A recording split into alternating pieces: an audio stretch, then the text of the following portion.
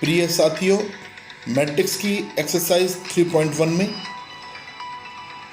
यह अब 3 प्रकार के प्रश्न हैं जो 2 से 5 तक हैं। आइए सबसे पहले हम देखें question number 2। A matrix has 24 elements, यानी किसी मैट्रिक्स में 24 एलिमेंट हैं।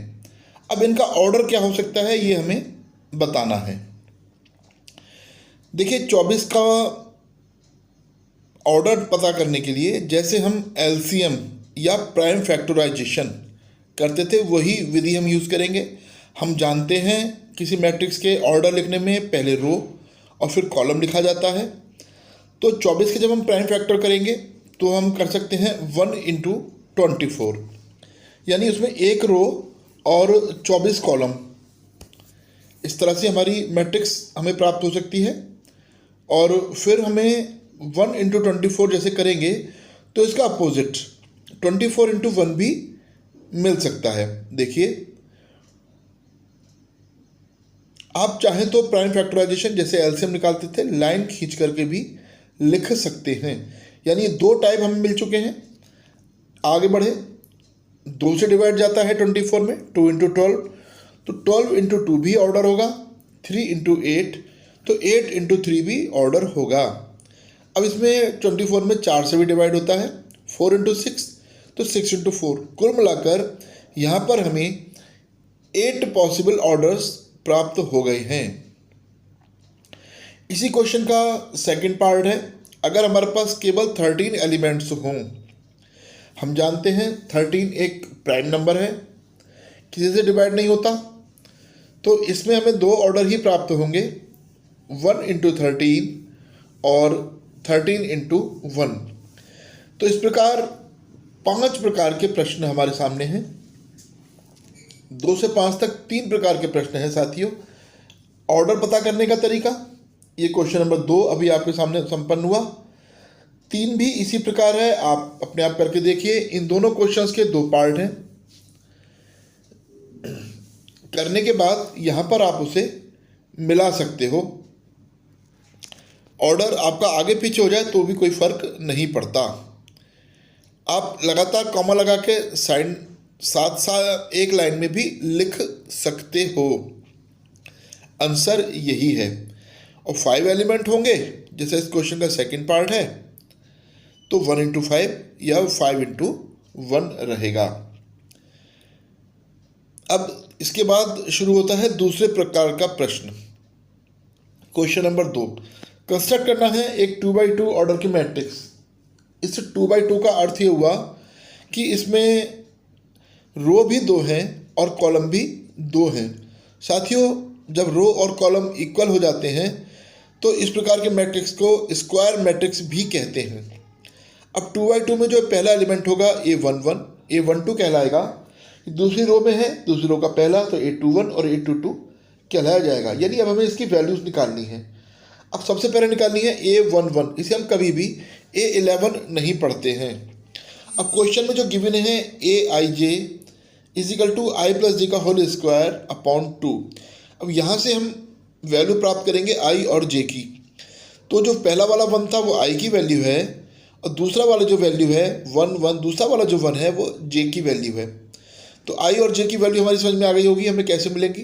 अब बिल्कुल सिंपल जैसे हमने बचपन में सॉल्व किया उस तरह से सॉल्व करेंगे। 1 + 1 2, 2 का स्क्वायर, 4/2 यानी 2, या 2 से स्क्वायर काट दिया 2। कैसे भी ये आपकी इच्छा है, सॉल्व कैसे करते हैं। सिंप्लीफिकेशन हमें अपने आप करना चाहिए।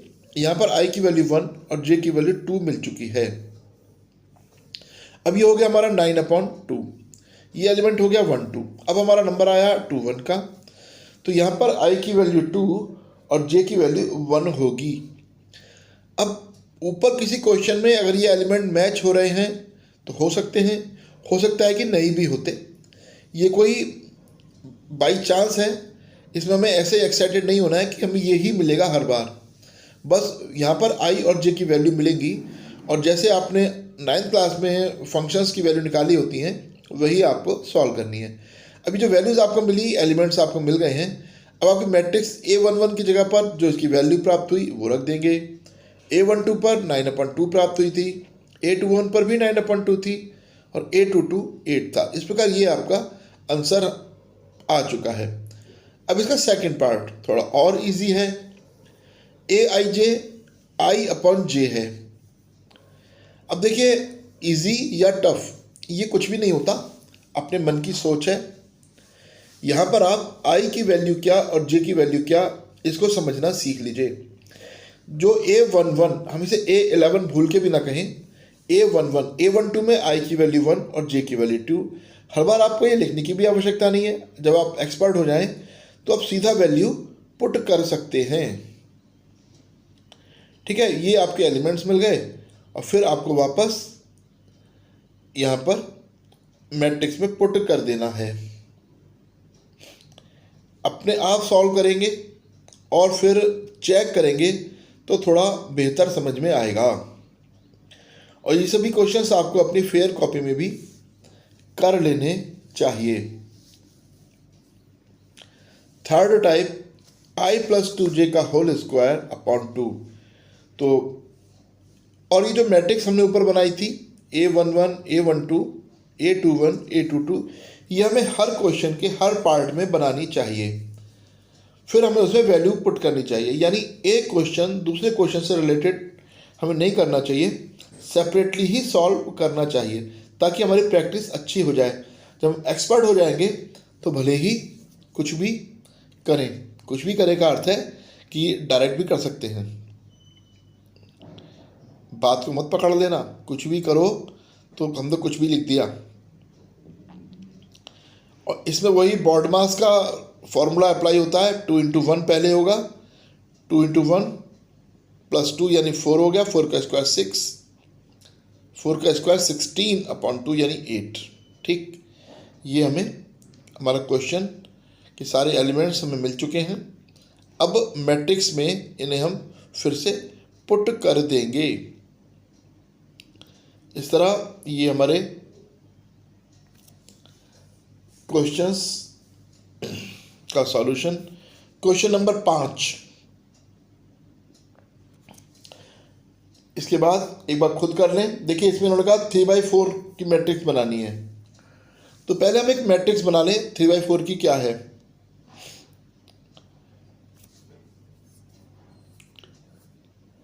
यानी इसमें 3 रो और 4 कॉलम होंगे। ये मॉड का अर्थ क्या होता है, ये सब बात की बात अभी करते हुए समझेंगे। पहले काम शुरू करें। मैट्रिक्स बन गई A11, पहला एलिमेंट होगा, ठीक है, A12, और क्योंकि साफ दिखाई दे रहा है 4 कॉलम होंगे, A14, फिर A21 A22 A23 A24। अब 3 रो की है, A31 A32 A33 A34। अब जो वैल्यूज हमें निकालनी है फिर वापस वही पहले पार्ट में AIJ गिवन है आपको 1/2 मॉड ऑफ -3i + j। अब i और j की वैल्यू फिर वही तरीका, A11, i की वैल्यू भी 1 j की वैल्यू भी 1। साथियों ध्यान होगा कि मॉड में माइनस साइन को गवर्न हो जाता है, यानी वो खा जाता है। ये हम पहले कई बार कर चुके हैं, एक बार फिर से समझ लीजिए। -3 × 1 -3 हो जाएगा, +1 यानी -2। तो ये हो गया 2 पॉजिटिव साइन बाहर रहता है, माइनस गवर्न हो जाता है। तो ये A11 1 आया।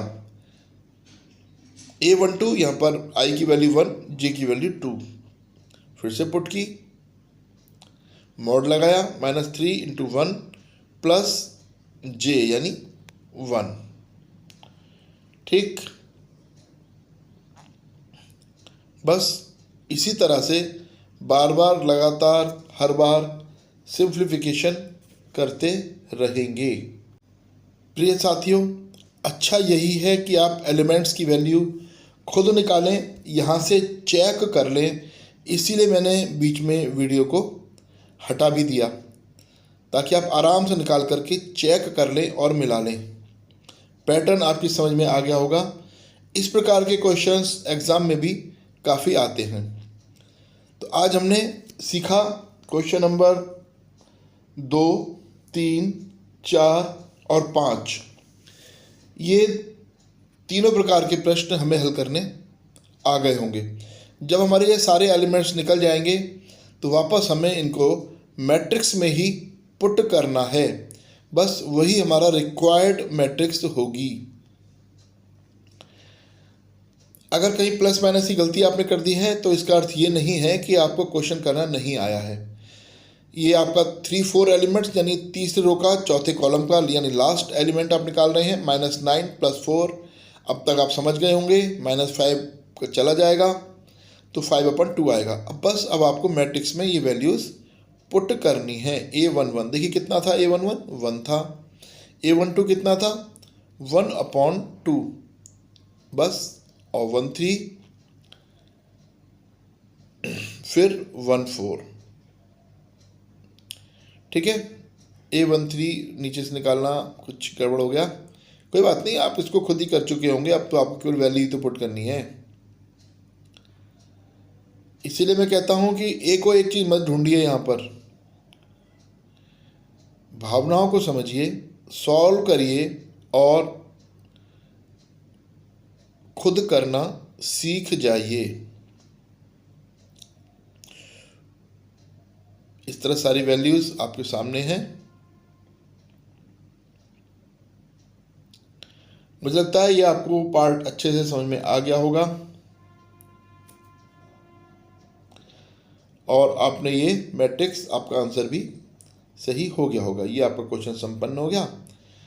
अब इसका सेकंड पार्ट है, बहुत सिंपल है, 2i - j।